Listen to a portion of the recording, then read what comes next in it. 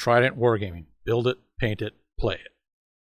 Hey everyone, it's Andy here from Trident Wargaming, bringing you another sprue and review for the Horus Heresy.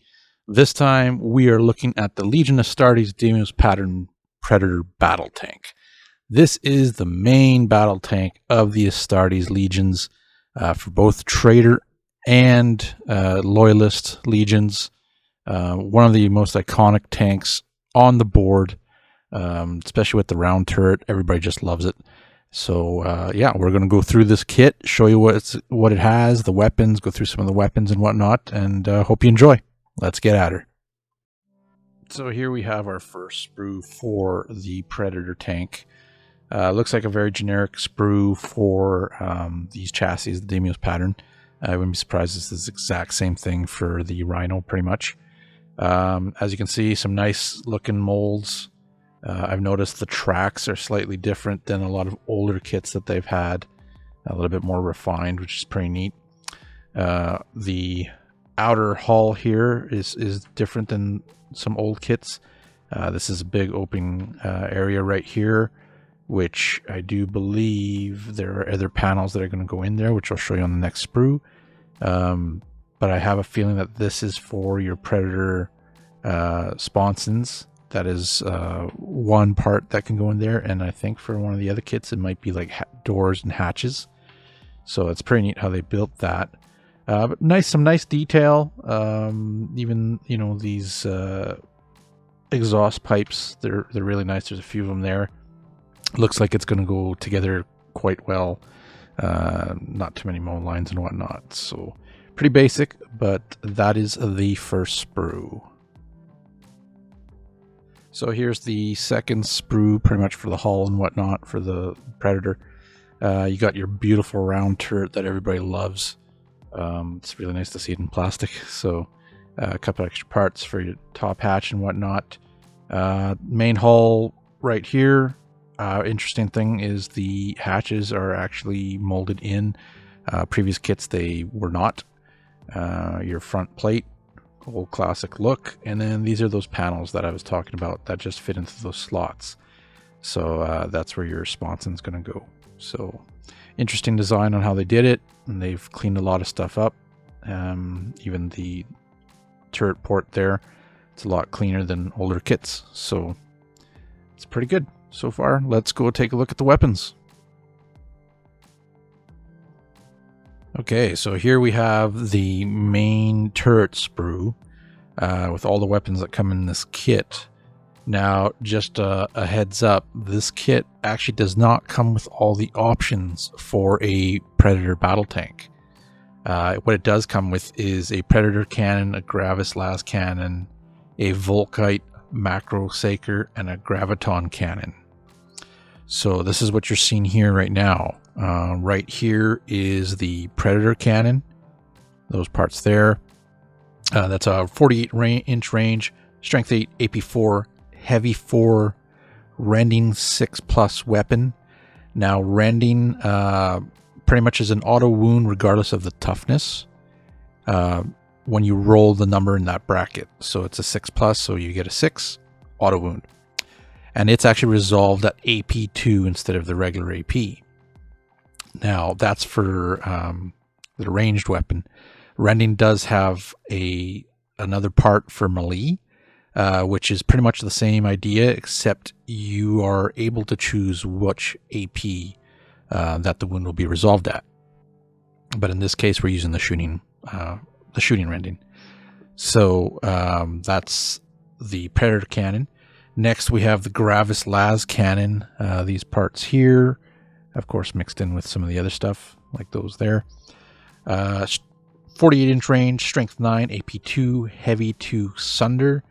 Now, sunder allows you to reroll failed armor pens with vehicles and buildings for both shooting and close combat, and it also allows you to reroll glancing hits.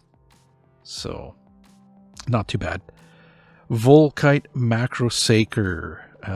Looks like, I think this is part of it here. A couple parts there. Of course, all over the place. But range 45, strength 6, AP 5, heavy 8. Deflagrate.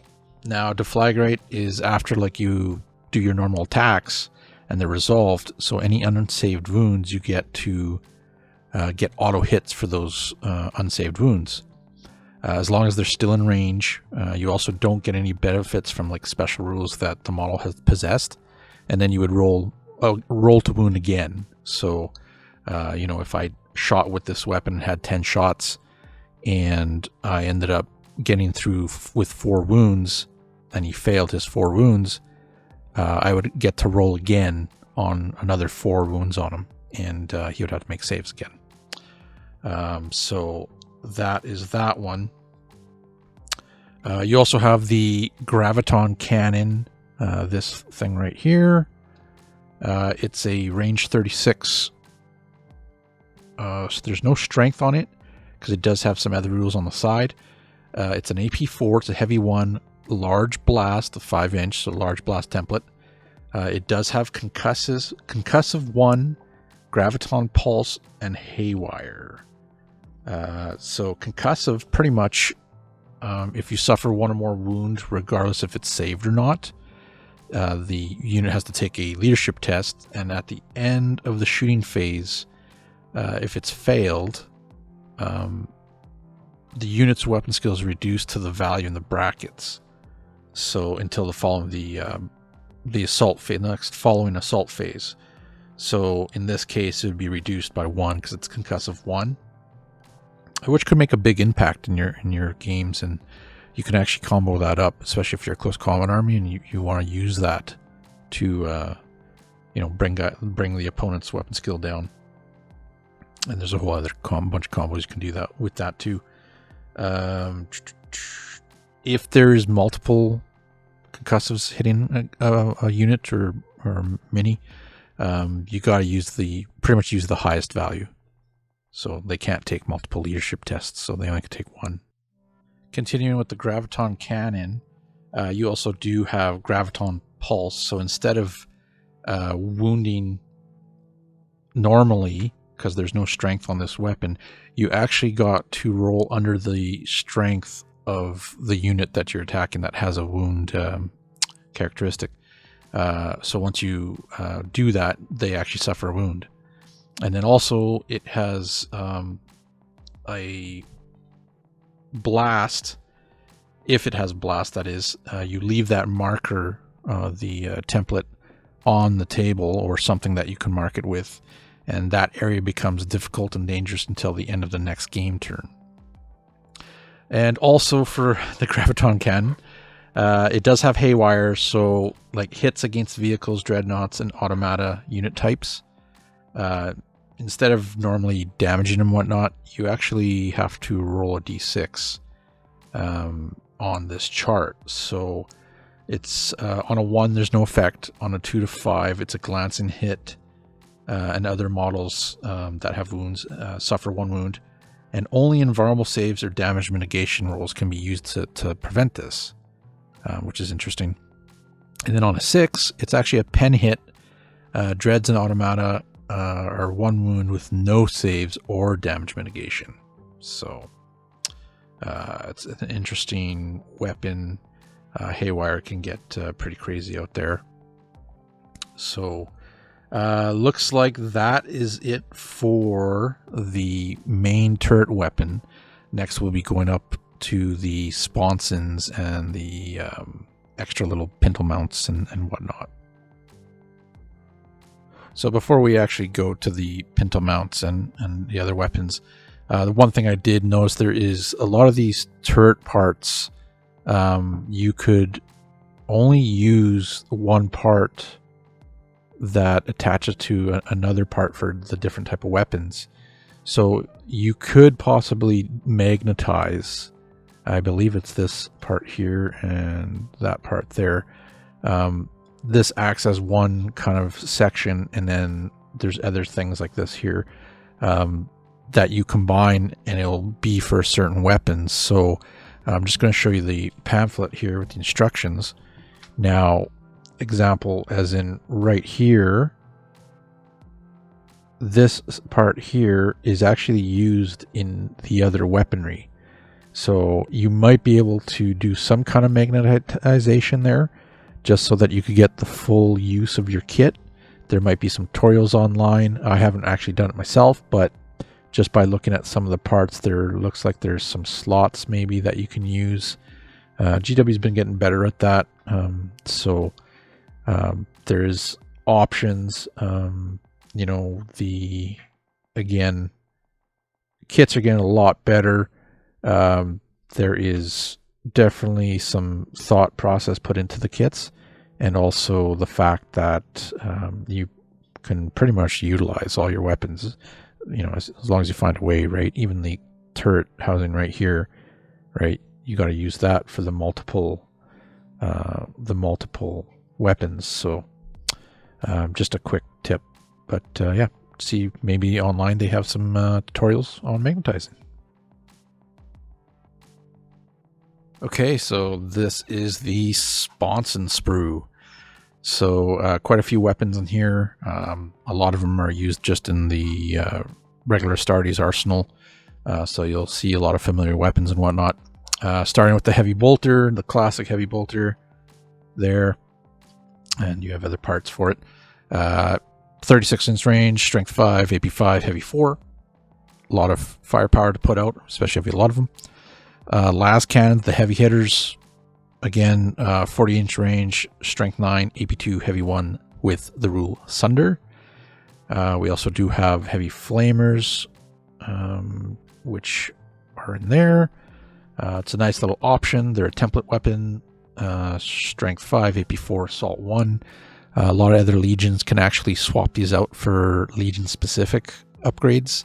I believe the Imperial Fists have it, and I believe Death Guard also have something where they can upgrade their flamer to a different type of flamer. We also have the Volkite Culverin, these big boys here. They are range 45, strength 6, AP 5. They're a heavy 5 shot weapon, so lots of firepower there with deflagrate. They're pretty good. All around, the weapons are pretty decent. The kit's really nice. You do have the Sponson housings and whatnot that you use to put on the side. Again, there is a possibility to magnetize this stuff. You just have to do a little bit of work and kind of maybe even find videos, because I'm sure there's a lot of people out there who have done it. There's these slots, these holes right there with these little plugs right here. And then there is some other plugs here as well. I'm sure you can do some kind of magnetizing in there to utilize your tanks. And if not, and you just want to stick with what you like, then you have that option too. But otherwise, good kit. It's a full sprue. Has a lot of options in there. Next up will be the Pintle mounted and other options for weapons. Okay, so here is the last sprue. There's a lot of stuff on this sprue. A lot of options for your tank, from hatches to Pintle mounted weapons to plows, havoc launchers, stuff like that, and even the MK2-ish Marine in there somewhere. Arms and some heads in there too. So lots of goodies in here. So we'll start going through some of the weapons. You do have your bolters. They are your standard 24-inch range, strength 4, AP 5 rapid fire weapon. You do have, they're like combi weapons. So you do have the flamer, which is a secondary. It's a template with strength 4, AP 5, and it's an assault 1 weapon. So there is that. You also get your melt-a-gun, which is in there somewhere, right there. It is range 12, strength 8, AP 1, assault 1, armor bane melta, and it's a one-shot. So when you come to armor bane melta, Pretty much they get to roll an additional d6 on armor penetration rolls, or re-roll against automata and dreadnought types to wound, as long as they're within half range. So that's the only time you get to apply that melt rule, is in half range. Okay. So also next up is a plasma gun. It is also a one-shot weapon, which is right there. 24-inch range, strength 7, AP 4, rapid fire. It has breaching 4, gets hot, and it is a one-shot weapon as well.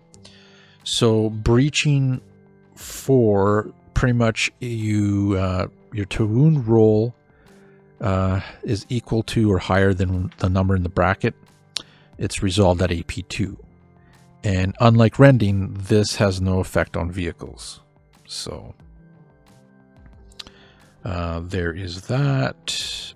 We also have the gets hot rule on it, and it's a little different than before. So it gets hot, you roll 1, you end up suffering 1 wound equal to the AP of the weapon. You can use armor saves, invulnerable saves, and feel no pains, but you cannot use shrouded recover. So for vehicles, you'd roll a d6 for each one result, and on a 1 or 2, it's a glancing hit. If it was a blast weapon, so before shooting with the gets hot, you would roll. If you rolled a 1, you would take the effect of the gets hot. And twin linked, for a gets hot, you would actually re-roll pretty much your dice. So that is the plasma. You also have a Volkite charger. It's in there somewhere. Actually, that's the Volkite. That's the plasma. But it has a range of 15, strength 5, AP 5, assault 2, deflagrate. So get those extra wounds. Big old Havoc launcher. That thing there. Right here. Probably those parts. 40-inch range, strength 5, AP 5, heavy 1, blast 3, and it's twin linked. Now your Pintle mounted weapons are going to be like your heavier weapons, but they're Pintle mounted, which is interesting. First off, you have your multi-melta right there. That's my favorite. 24-inch range, strength 8, AP 1, heavy 1, armor bane melta, so within half range, so 12 inches for that guy.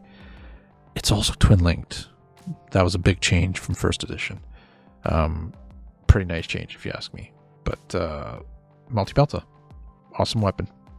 You also do have a heavy bolter as a Pintle mounted, 36-inch range, strength 5, AP 4, and heavy 4, just like any other heavy bolter. And also a heavy flamer, which is over here. And it is strength 5, AP 4, assault 1.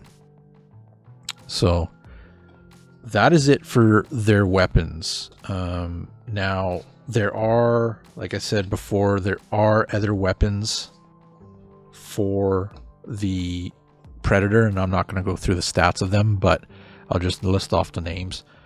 They do have a Flamestorm cannon, an extra Executioner Plasma Destroyer, a Heavy Conversion Beam Cannon, a Magnum Melta Cannon, and a Neutron Blaster. Hopefully we'll see some of these kits come out.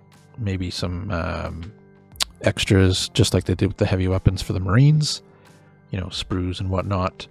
But there is a lot of options with this tank. I believe they could come in pretty much squads of 4. And just overall cool looking tank. Haven't really used too many of them as of yet, but planning on, obviously, with the kit that I have. But otherwise, great kit. Loving these kits that they're coming out with. They're really well done. Lots of options. The minis look great. They're also, revised. So like you do have lots of little options like the headlights and searchlights and different hatches. Even the extra gunners with the different heads and some different hands, stuff like that. So okay, so here we have the Deimos Predator sub-assembly, pretty much. I I built all the parts that pretty much I'd be using anyways. But here's all your guns for your turret and whatnot, as you can see here. And then you also have your Sponson weapons right here. Combi weapon if you wanted. Nice thing is you have lots of options, and I'm pretty sure you'll be able to magnetize these main cannons on.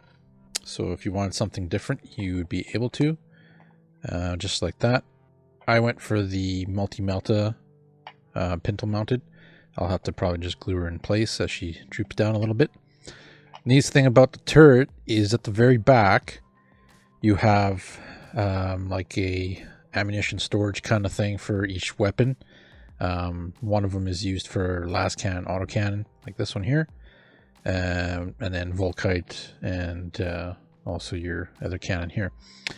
Nice thing about it is there's this little piece, I don't know if you can see it or not, but there's this little notch right here, and it actually just literally slides in right there like that, and you can swap out whatever piece you want. So you can throw a magnet in on the sides kind of thing, it'll work as well. But it's neat that they did that, so then you can have the other weapons, so it looks pretty neat and complete, like so. Also, you have the sponsons. They're pretty neat assembly. They're just kind of notched like that as well, and it's kind of a three-part assembly. The thing about these is they are also, I'm pretty sure, ready for magnets. They got holes in them already. I'm sure you can do some magnet work there, and you can just slide them in like so. If not, and these little sensor pieces, they kind of just slip in, and they just clip kind of right in, and you can swap out your weapons. So it's pretty neat kit. They were smart when they built it, really smart. I'm having a little tough time here with this, but that's okay. So overall, great kit. These just snap in like this, just like that, and you can swap out, you know, different weapons, right? They each have the holes in them. You might have to do something with the cables and whatnot, but there you have it. So I'm going to say it's a really good kit. A lot of options. I'm glad it's in plastic. I'll probably get a few of these sets. Took me a better part of the day to build it, but overall really good. So if you guys like these videos and you want to see more, just comment below. We'll be doing more. I have a few more kits to go through. Anything that's new that's coming out as well, I'll probably end up grabbing and trying to go through them as well. Hopefully this helps the new players as what's to what, and show you the kit. And then for you know, the veteran players, just so they're going to check out plastic kits. But there you have it, the Deimos Predator. So hope you enjoyed it, and we'll catch you next time.